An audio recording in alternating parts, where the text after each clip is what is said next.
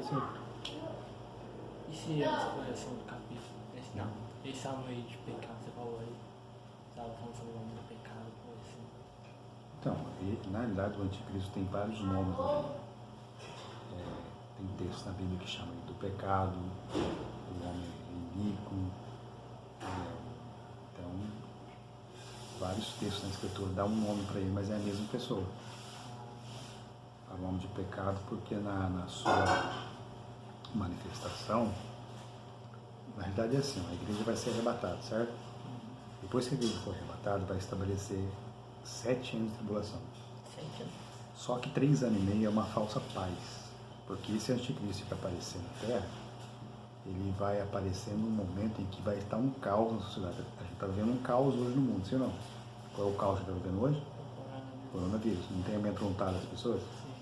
Só que vai chegar uma época ainda, né, em que o mundo vai estar numa situação, acho que muito pior que o antivírus, coronavírus aí. O mundo vai estar em guerra, vai estar em... E aí vai surgir esse homem, a igreja foi arrebatada, vai surgir esse homem cessando algumas guerras, resolvendo um problema na área política, financeira, na área econômica, né? E aí ele vai, as pessoas vão acreditar nele, como ele se fosse o Messias que estava por vir. Porque o povo de Israel hoje, eles não acreditam que Jesus veio. Eles estão aguardando o Messias ainda, Jesus ainda, certo? Então, quando esse anticristo aparecer, o que vai acontecer? Eles vão achar que isso e vai firmar um compromisso com eles aí. Só que quando esse anticristo aparecer, a Bíblia diz que em um determinado tempo ele vai entrar no templo de Deus, querendo parecer Deus, e isso aí para Israel vai ser uma blasfêmia. Então Israel vai perceber que na realidade esse camarada não é o anticristo, não é o Cristo, o Messias, nada, e vai romper esse compromisso que assinou com ele. Aí ele vai se arder em fúria por causa dessa atitude de Israel e vai implantar um desejo de destruir a nação de Israel, certo? E quando ele se organizar para levantar uma nação, um grande exército para destruir Israel, aí acontecerá a segunda fase da vida de Cristo. A primeira foi no arrebatamento da igreja, certo? E a segunda, Jesus vai descer lá no Monte das Oliveiras em Jerusalém. E a Bíblia diz que todos os olhos o verão. Você imagina de como é que as pessoas vão conseguir ver esse evento? Não tem como. Tem. Mas de olho disponível. Dizendo, hoje, tudo que acontece no mundo não está sendo registrado. Sim. Você não tem notícia de coronavírus lá na Japão, como? Os meios de comunicação. Então, quando o anticristo descer lá, quando Jesus descer lá no Monte das Oliveiras, na realidade, o anticristo vai estar em cena. Essa atitude dele governar, de influenciar as pessoas, é porque a mídia vai estar passando essa informação. Você imagine a mídia citando, agora um caso de guerra, citando uma possível terceira guerra mundial, e aparece esse homem, né? Então, Jesus descendo agora no Monte das Oliveiras, a Bíblia diz que quando ele descer no Monte das Oliveiras, o monte vai se fender no meio, e aí Jesus vai destruir todo esse exército que se organizou contra Israel. Vai lançar o anticristo no lago do fogo, porque o anticristo ele vai agir com mais um, que é um líder religioso. O anticristo vai ser um líder político, certo? Junto com ele o falso profeta, que é um líder religioso, que vai fazer sinais de prodígio de mentira. Ele vai fazer a própria imagem da besta falar. E as pessoas vão acreditar nisso. Então ele vai ter... Aí o que acontece? Ele vai ser a voz do... Exatamente. Então quando ele descer lá no Monte das Oliveiras e destruir todo esse exército que se organiza contra Israel, vai lançar o anticristo, o falso profeta, no inferno. Certo? E aí ele vai estabelecer 1000 anos de paz. Diz que Satanás vai ser amarrado e ele vai estabelecer 1000 anos de paz na face da terra, e nessa época ele vai restaurar a nação de Israel. Certo? Israel vai viver num período de gozo, de alegria com Jesus. A igreja vai reinar junto com Cristo, mas de uma forma de corpo angelical, certo? Vai reinar com Cristo. Terminando já. Só que depois que passar 1000 anos, Satanás vai ser solto. E mesmo as pessoas vivendo sem pecado, vivendo sem a opressão do maligno, ele vai conseguir tentar levantar um exército para tentar destruir o povo de Deus. E nessa época, então, é que Deus vai destruir ele com um sopro da sua boca. Aí joga ele definitivamente para o inferno e agora estabelece-se na terra na realidade, nos céus, né? Então é que as pessoas vão viver eternamente na glória com Deus. Então tá. Exato, né? Já aconteceu a Segunda Guerra, certo? A Terceira Guerra Mundial está por vir ainda, porque a hora pode estourar aí. E nessa época aí, por isso que a gente fala que a vinda de Jesus, o arrebatamento da igreja, está muito próximo. Essa será então. Vai? Essa será no coração. A Bíblia fala assim que uma vez os discípulos perguntaram para Jesus o seguinte: Senhor, qual será o sinal da sua vinda, do fim do mundo? Ele falou assim: olha, haverá na terra fome, pestes, essas coisas aí, terremotos em vários lugares, pai contra filho, filha contra pai, haverá nação contra nação, reino contra reino. Então, quando essas coisas começarem a acontecer, é o princípio de dores. O que Jesus quis dizer com os princípios de dores? Sabe a mulher quando está para dar luz, ela não sente dor? Ela está mostrando para ela que está perto do filho nascer, certo?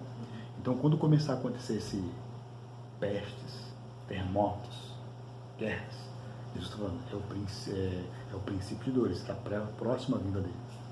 Porque essas coisas que vão acontecer terríveis só vai acontecer depois que a igreja sair aqui na face da terra. Então, por isso que a gente fala que a vinda do Senhor Jesus está muito próxima, porque os sinais a cada dia que passa se cumprindo. O livro de Apocalipse fala dessas pragas, fala dessas pestes que iam acontecer. E está acontecendo, todo mundo está vendo. O mundo inteiro está com medo. Na realidade, é uma forma de Deus fazer com que as pessoas voltem para Ele. É nesse momento que as pessoas vão orar, nesse momento que as pessoas vão buscar a Deus, corrente de oração aqui, corrente de oração lá, porque todo mundo está com medo. É uma coisa que nunca a sociedade que nós vivemos ela viu. Viu uma gripinha aí de dengue, mata um punhadinho ali, um punhado aqui, mas as nações estão assustadas com a quantidade de gente que está morrendo.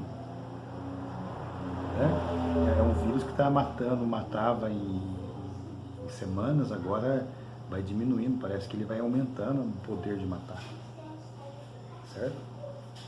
Então, o que acontece? Se as pessoas se unirem agora em oração, em buscar a Deus, esse é o propósito. Então, mas é um sinal de que Jesus está voltando. A Bíblia fala que o arrebatamento será assim, um abrir e fechar de olhos, pisca aí. Sumiu um povo da face da terra. Nada. Sumiu. Entendeu? A Bíblia fala assim, o arrebatamento da igreja vai ser assim. Os que morreram em Cristo, os que morreram salvos em Cristo, os que morreram servos de Deus, eles vão ressuscitar primeiro, isso no espaço e vão encontrar com o Senhor nos ares. Os que estiverem vivos neste momento, diz que os seus corpos serão transformados e também vão encontrar o Senhor nos ares.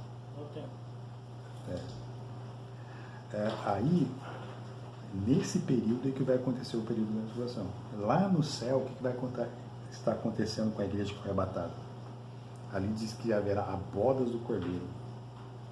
Diz que se assentaremos a uma mesa, o próprio Senhor Jesus Cristo vai servir a ceia.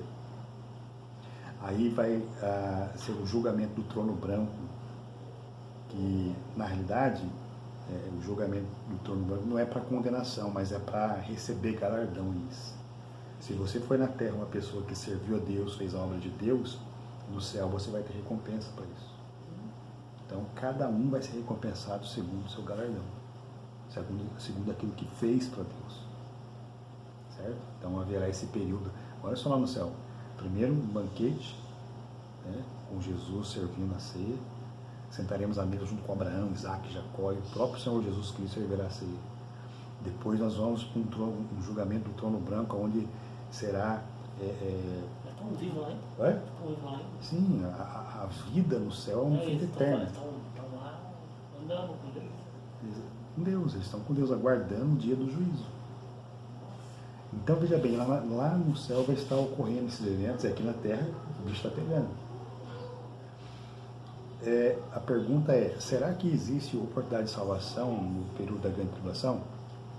A Bíblia vai dizer o seguinte, olha, que será assinada uma sentença de morte para aquelas pessoas que não aceitarem a marca da besta. Antigamente, as pessoas pensavam que a marca da besta era um carimbo, porque não tinha... Pensa lá no ano 1900, faz tempo, não tinha tecnologia, tinha?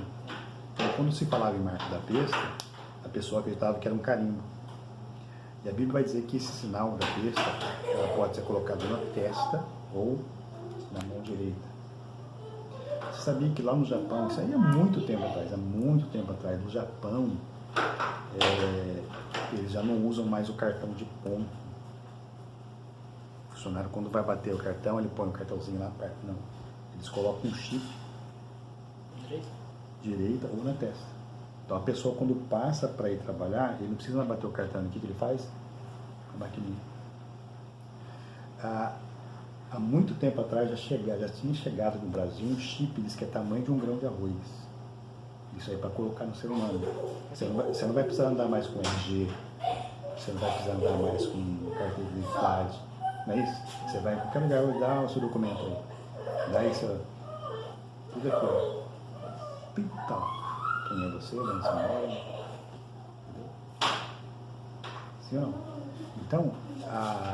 Então, como é que o anticristo vai ter domínio sobre as pessoas? Porque ele vai conseguir controlar as pessoas.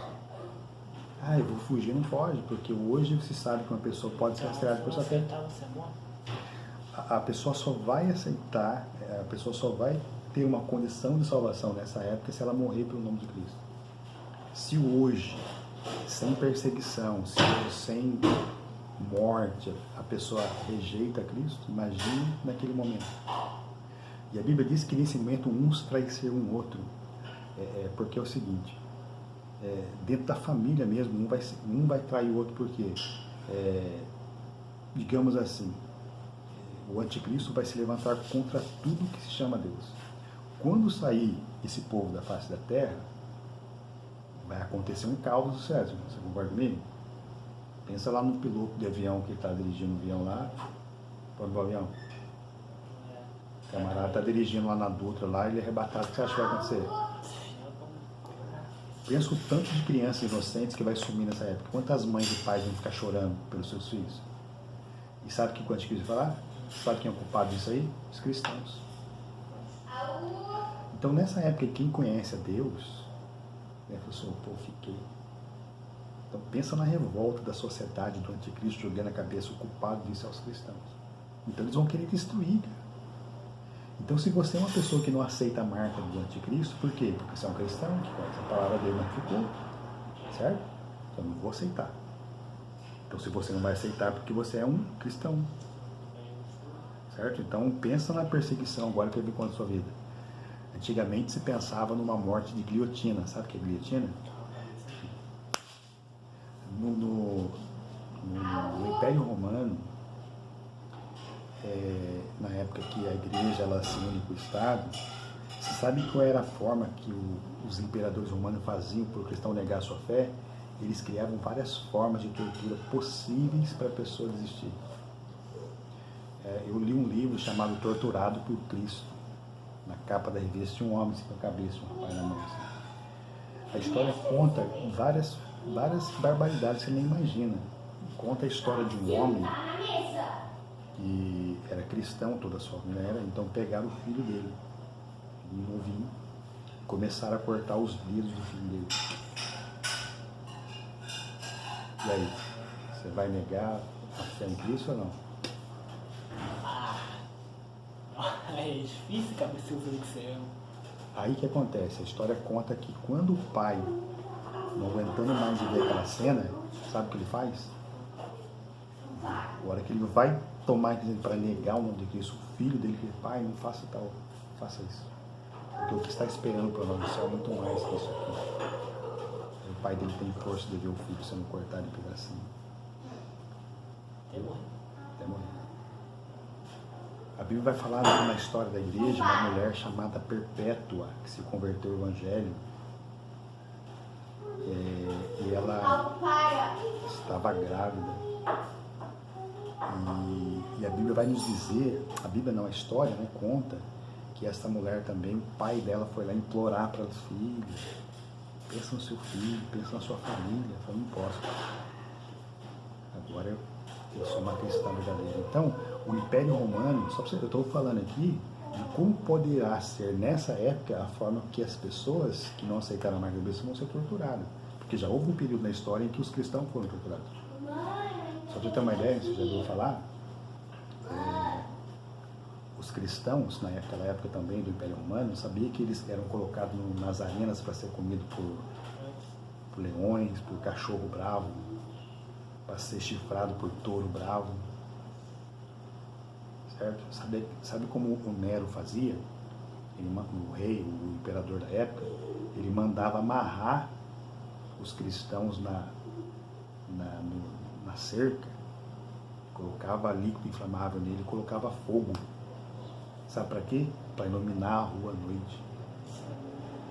E a história vai dizer que esses irmãos morriam cantando, cara. Morriam louvando a Deus. Fogo.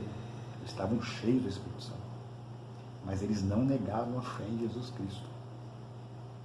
Eles preferiam morrer naquela situação, e isso fazia a igreja crescer, porque a ideia do imperador era acabar com o cristianismo. A ideia do imperador era acabar com os cristãos.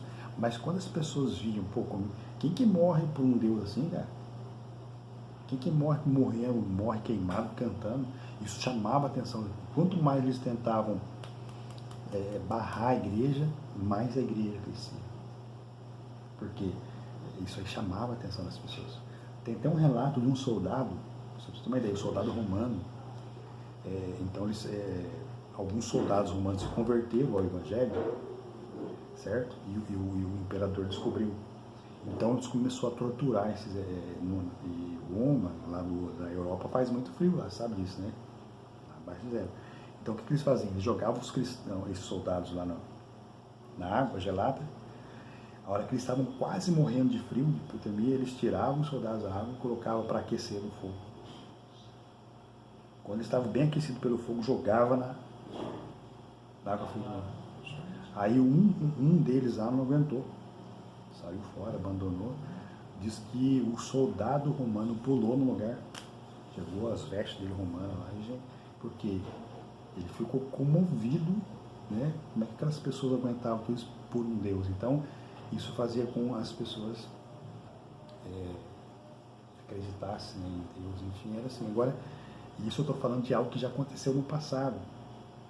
Então, quando a gente fala que será assinada uma sentença de morte para quem não acertar a marca da besta, a pessoa não vai poder comprar nada, não vai poder vender nada se não tiver a marca. Certo? E como é que é fácil hoje identificar? A gente sabe disso. Né? O sistema já está sendo preparado todo um cenário para o anticristo agir. Né? Esse sistema de computador, de informática, de chip, entendeu? Você vai passar lá, te acusa lá, você não tem marca, cara. Chama os guardas aí. Chama um aqui. Você vai precisar comer, não vai? Vai precisar viver, como é que você vai fazer? Só vai poder comprar quem aceitar a marca. Muitos vão aceitar de boa. A princípio, nos 3 primeiros anos de fase, eles vão aceitar assim, ó, de mão beijada. Depois que, quando surgir a perseguição, que vai uma perseguição ferrenha mesmo contra o cristão, aí a pessoa vai ter que morrer pelo nome de Cristo. Jesus nos mandou pregar essa palavra agora, para que as pessoas aceitem, de livre e espontânea vontade, sabe? Para que eles, né, no dia do arrebatamento, subam com o Senhor para a glória. Mas quem é que acredita nisso hoje? Você sai falando para a rua aí que isso vai acontecer, as pessoas chamam de louco, são mané. Isso vai acontecer, só que os sinais estão visíveis. Os sinais estão claros, estão lá. Então, a gente sabe que está muito prestes aí, muito como Cristo. Certo? Então... Você fala Eu fico pensando meia hora, cara. Eu começo a pensar na minha mente, Mas entendeu? Agora, e outra coisa, a gente fala assim, a pessoa para ser salva, ela precisa aceitar Cristo como Salvador.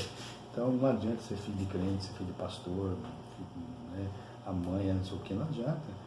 A Bíblia diz que cada um prestará conta de si mesmo para Deus. Cada um. Entendeu? Não tem essa, sou filho do pastor, estou garantido, nada disso. Cada um prestará conta de si mesmo para Deus. Então, a oportunidade é essa, cara. A gente não sabe o dia de amanhã. Essa é a verdade. Agora, oportunidade para todo mundo Deus dá. Ninguém vai poder chegar no dia daquele dia e falar assim, eu não sabia, ninguém me falou, ninguém me avisou, não. A Bíblia diz, sabe, que naquele dia passará como um memorial diante das nossas mentes, da nossa memória, as oportunidades que tivemos. Deus já sabe. A Bíblia diz que lá nos céus tem o livro da vida. A pessoa aceita Jesus como Salvador, Deus escreve o nome do livro da vida. E tem o livro das obras. Tudo que nós fazemos aqui na terra é registrado. Tudo. Coisa boa, coisa ruim. Dos pecados que eu cometi, que me condena, se eu peço perdão para Deus, né, e me arrependo daquele mal que eu fiz, a Bíblia diz que Ele joga o meu pecado no mar de esquecimento. Dos teus pecados não me lembrarei mais. Então essa por isso que o diabo fica revoltado.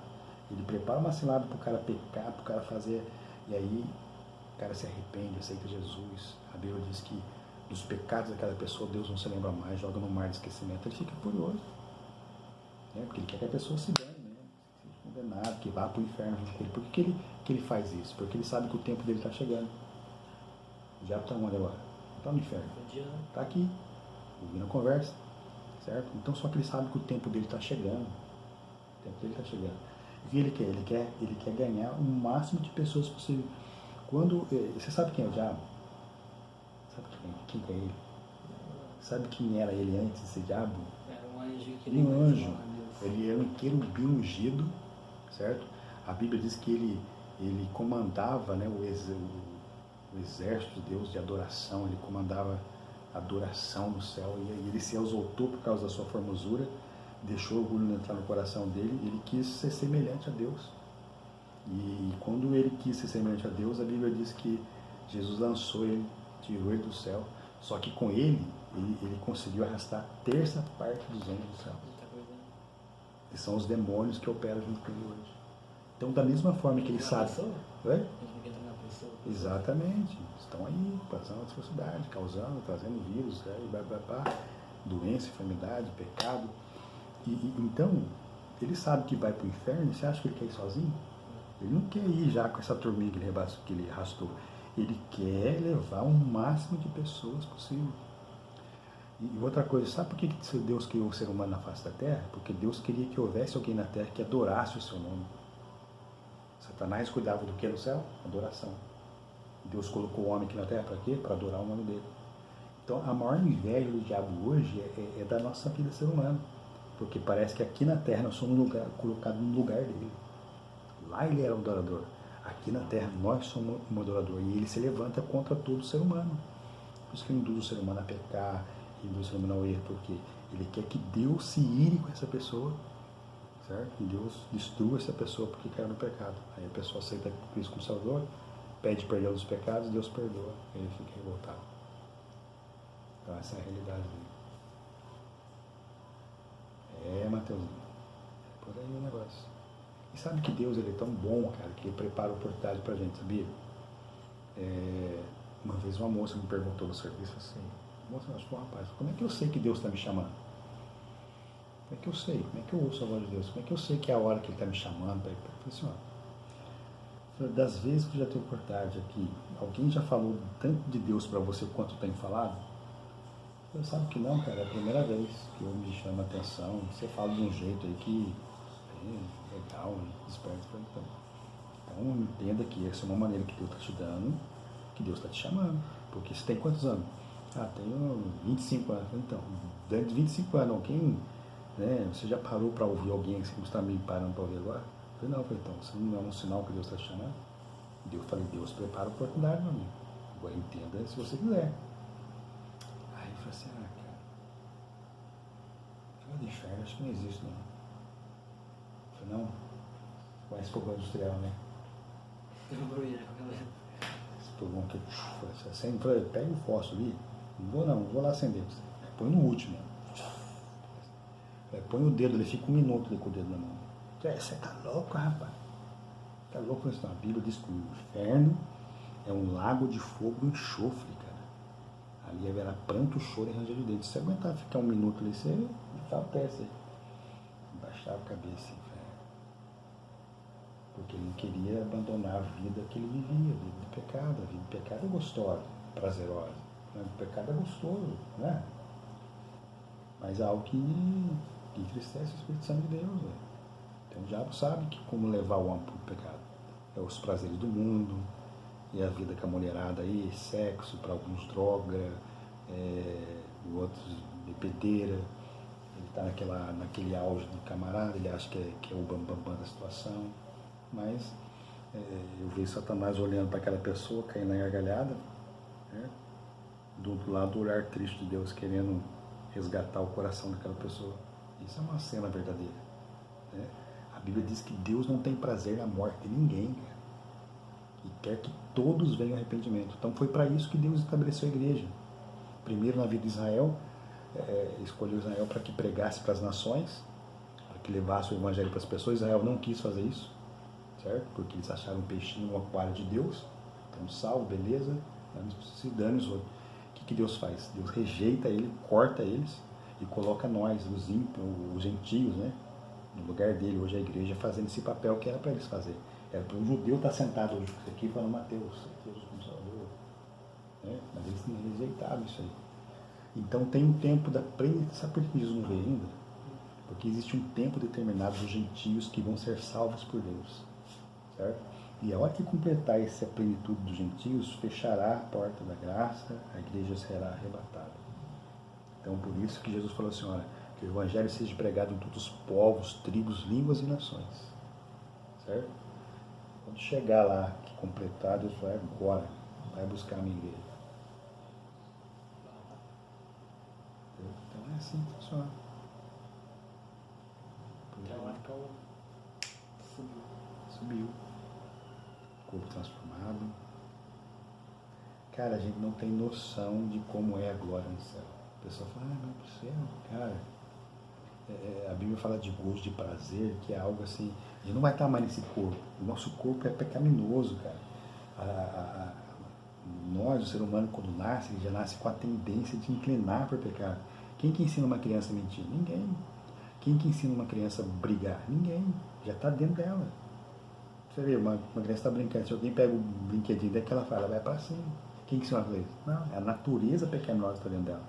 Então o nosso corpo, a tendência nossa é pecaminosa.